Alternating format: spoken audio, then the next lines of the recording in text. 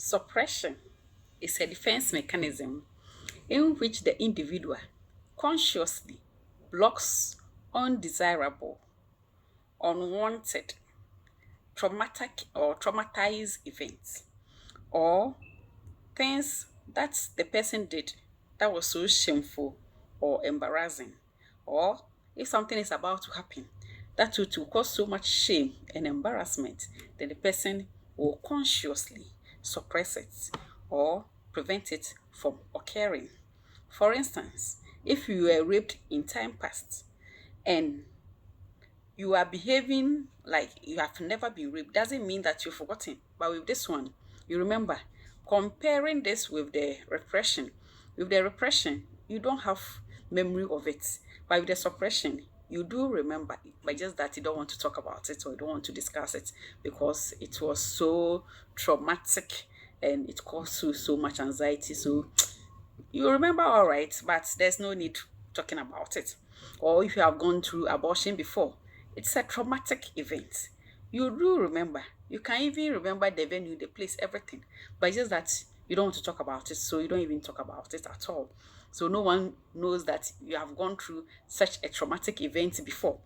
Or you have had a traffic accident before. You do remember, but that doesn't mean that it will prevent you from traveling or something. You will remember all right, but just that you have just for- you just don't want to talk about it. You have just moved on, and it doesn't mean that it is out of your memory. You do remember. You remember everything, but you are just letting go. Or you are in a gathering where there's a serious meeting happening and you check your message or your WhatsApp message and it was something funny that you could laugh. But because of where you are, and when you break into laughter, it will cause you so much embarrassment. So you can suppress that you're laughing that you're about to do in order for others not to know that this is what you intended to do. So suppression can be past events or present events. Is that okay? This defense mechanism is adaptable if it will not interfere with activity of daily living. It will not interfere with your relationship. It will not interfere with your productivity. Why not?